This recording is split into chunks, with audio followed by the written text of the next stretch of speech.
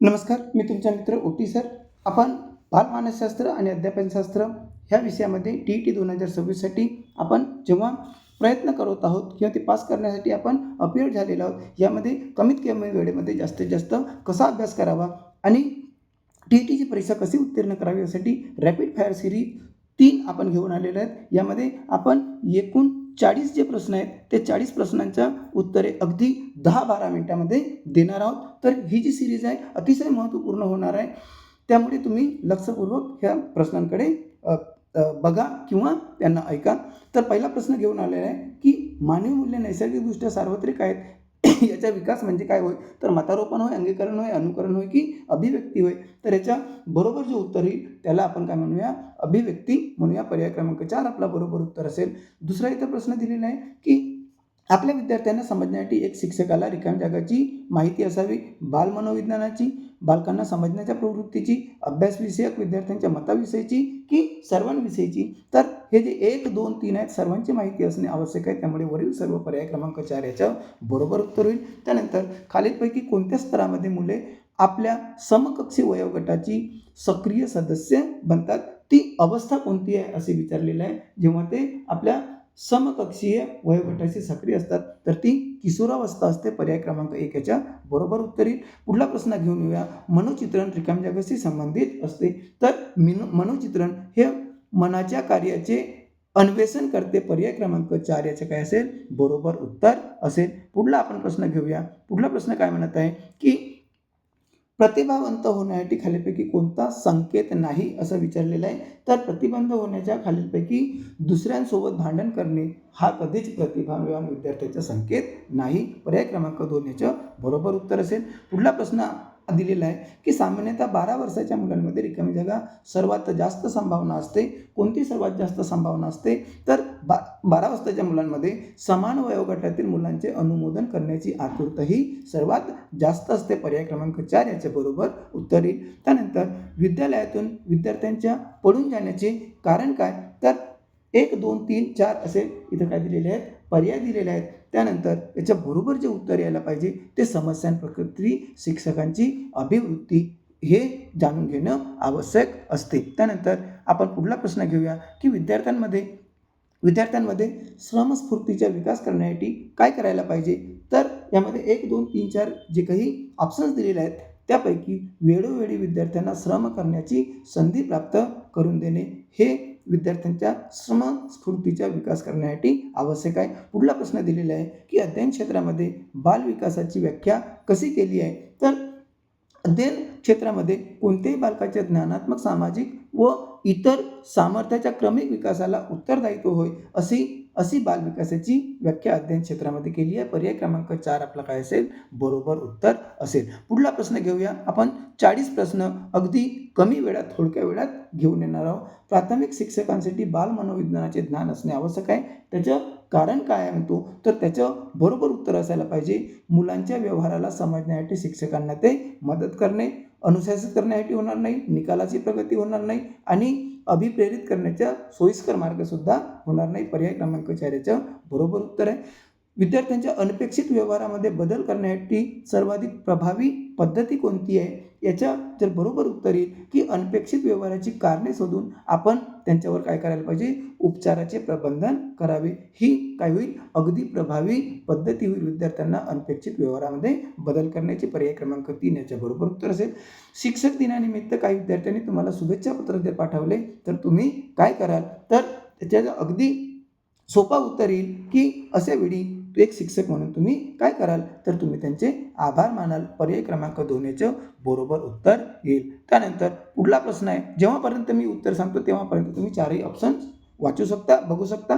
कमीत कमी वेळामध्ये जास्तीत जास्त कसे प्रश्न कव्हर करावे हा आपला यामागचा मूळ हेतू आहे. पुढला प्रश्न आपण बघूया की जेव्हा एखादा विद्यार्थी अयशस्वी होतो तेव्हा असे मानले जाते की काय मानले जाते? तर याच्या बरोबर उत्तर काय असायला पाहिजे की जेव्हा एखादा विद्यार्थी अयशस्वी होतो तेव्हा ही त्याची वैयक्तिक अयशस्विता आहे असं मानलं जाते. पुढला आपण प्रश्न घेऊया की कोणत्याही विद्यार्थ्याचे सर्वात महत्त्वपूर्ण वैशिष्ट्य म्हणजे काय. आता कोणत्याही विद्यार्थ्याचे सर्वात महत्त्वाचे वैशिष्ट्य म्हणजे काय की तो कसा असायला पाहिजे, आज्ञाधारक असायला पाहिजे. पर्याय क्रमांक 4 याचं बरोबर उत्तर होईल. त्यानंतर तुम्ही वर्गात एक प्रकरण शिकवित आहात, त्यावेळी विद्यार्थ्यांचे विषयाशी असंबंधित प्रश्न विचारला असता तुम्ही काय कराल, असं उत्तर दिलेलं आहे. तर तुम्ही काय कराल की वर्ग संपल्यानंतर त्या प्रश्नाचे उत्तर द्याल, म्हणजे पर्याय क्रमांक 4 हा त्याचं बरोबर उत्तर आहे. ठीक आहे. पुढला आपण प्रश्न घेऊया. पुढला प्रश्न इथं विचारलेला आहे की प्राथमिक स्तरावरील शिक्षण हे मातृभाषेमध्ये देणे अधिक चांगले आहे, त्याचं कारण काय आहे. तर त्याचे कारण असं आहे की मुलांना नैसर्गिक वातावरणात शिक्षण घेण्यास तो काय करेल, मदत करेल. म्हणून प्राथमिक स्तराचे शिक्षण हे त्याच्या मातृभाषेत द्यायला पाहिजे. पर्याय क्रमांक 4 आपलं बरोबर उत्तर असेल. पुढला प्रश्न इथे दिलेला आहे की फलक लेखन करताना वर्गात अधिक महत्त्वपूर्ण बाब कोणती आहे. तर चांगले अक्षर काढणे, लिखाणातील स्पष्टता, मोठ्या अक्षरात लिहिणे की लहान किंवा बारीक अक्षरात लिहिणे. तर समजा जर आपण चांगले अक्षर काढले तर काय होईल, लिखाणातील स्पष्टता येईल आणि सर्व काही प्रॉब्लेम तुमचे सॉल्व्ह होतील. पर्याय क्रमांक 1 याच्या बरोबर उत्तर आहे. त्यानंतर तुमच्या वर्गात एक विद्यार्थी उशिरा आला असता तुम्ही एक शिक्षक म्हणून काय कराल, तर त्याला कारण विचारण्याचे तुम्ही काय कराल, प्रयत्न कराल. पर्याय क्रमांक 3 हा याचं बरोबर उत्तर आहे. त्यानंतर पुढला आपण प्रश्न घेऊया. पुढला प्रश्न काय म्हणत आहे की शाळेतील विद्यार्थ्यांना कशा प्रकारे अभिप्रेरित करणे योग्य आहे. तर निवडलेल्या अध्ययनाद्वारे, प्रासंगिक अध्ययनाद्वारे, सखोल अध्ययनाद्वारे की पाठांतर पद्धतीद्वारे. याचे जे बरोबर उत्तर असायला पाहिजे तो असायला पाहिजे सखोल अध्ययनाद्वारे. पर्याय क्रमांक 3. त्यानंतर शिक्षणाचा उद्देश रिकामी जागा हा असावा, 4 पैकी कोणता उत्तर आपला बरोबर होईल. तर शिक्षणाचा उद्देश हा नेहमीच व्यावहारिक जीवनासाठी विद्यार्थ्यांना तयार करण्याचा असावा. पर्याय क्रमांक 4 याचा बरोबर उत्तर होईल. त्यानंतर असा स्तर ज्यामध्ये मुलं एखाद्या घटना किंवा वस्तूंबाबत तार्किकदृष्ट्या विचार करणे सुरू करते त्याला आपण काय म्हणतो, तर कोणती अवस्था म्हणतो, विचार करण्याची कोणती अवस्था म्हणतो असा प्रश्न विचारलेला आहे. तर त्याला आपण मूर्त क्रियात्मक अवस्था असे म्हणतो. त्यानंतर पुढला प्रश्न दिलेला आहे की बालकांच्या ज्ञानात्मक विकासाच्या अवस्थांना स्पष्टपणे रिकामी जागाद्वारे ओळखले गेले. म्हणजे कोणी ओळखले की बालकांच्या ज्ञानात्मक विकासाच्या अवस्थांना कोलबर्ग यांनी, एरिक्सन यांनी, स्किनर यांनी की पियाजे यांनी. तर याच्या बरोबर उत्तर काय होईल, जीन पियाजे यांनी किंवा जॉन पियाजे यांनी ओळखले. पर्याय क्रमांक 4 याचं बरोबर उत्तर असेल. पुढला आपण प्रश्न बघूया. आपण रॅपिड फायर सिरीज घेऊन आलेला, यामध्ये पटापट उत्तर घेऊन आपण आपला वेळही वाचवूया आणि जास्तीत जास्त प्रश्नसुद्धा कव्हर करूया. आजच्या मालिकेत आपण एकूण 40 प्रश्न कव्हर करत आहोत.